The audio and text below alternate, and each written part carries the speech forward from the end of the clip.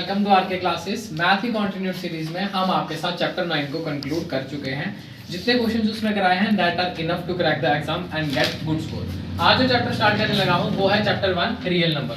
छोटा चैप्टर है, easy chapter है, बट इसमें कुछ पॉइंट्स ऐसे हैं जो कई बार कंफ्यूज कर जाते हैं और उसे टैकल करना टफ हो जाता है। इसमें जो फर्स्ट क्वेश्चन आएगा वो आएगा एल्क्विड डिविजन एल्गोरिथम। नॉर्मल जो हम डिवीजन करते हैं वैसा नहीं है। एल्क्विड ने अपना एक फॉर्मूला डिवीजन का इजाद किया था जिससे वो क्या करता था, HCF निकालता था।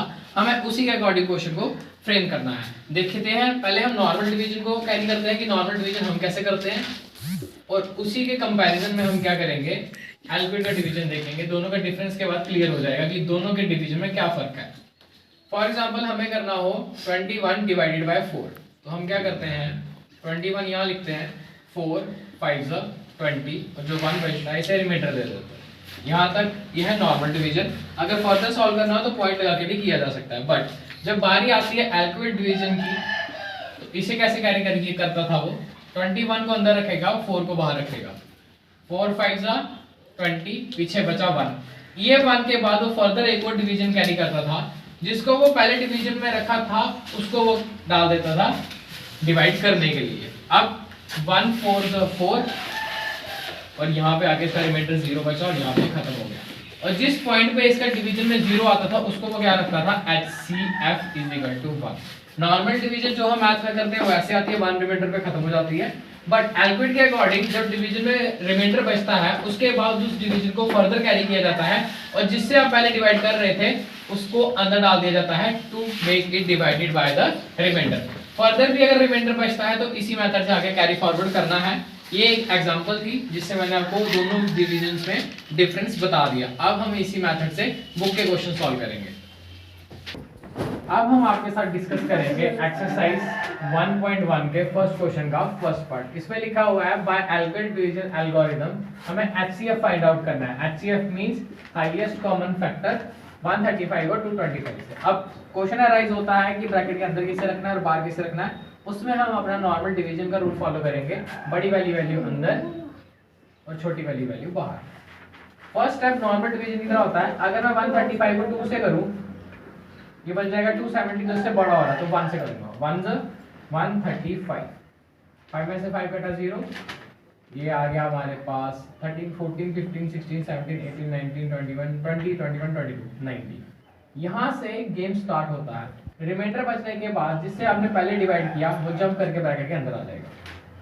अब फर्दर इसे कैरी करना है डिवीजन में। 90 को 2 से करूंगा तो 180 हो जाएगा, बड़ा माना जाएगा, तो 91 90। अब रिमाइंडर बच रहा है 45। फर्दर एक और स्टेप बढ़ेगा जब तक 0 ना आए। अब ये 90 अंदर जाएगा। 45 को जब हम 2 से करते हैं तो आ जाएगा 90।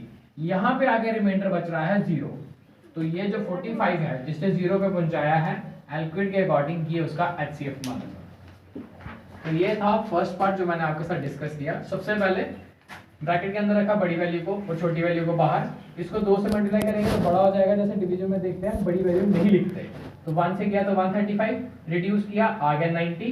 फिर इस 135 को कैरी फॉरवर्ड करना है ब्रैकेट के अंदर। 90 को 2 से करूंगा तो देगा 180, जो इससे बड़ा हो जाएगा तो कैरी नहीं कर सकता। तो 91 से 90, फिर से डिडक्ट किया, माइनस किया तो आ गया 45। फिर अब ये 90 अंदर चला जाएगा ब्रैकेट में।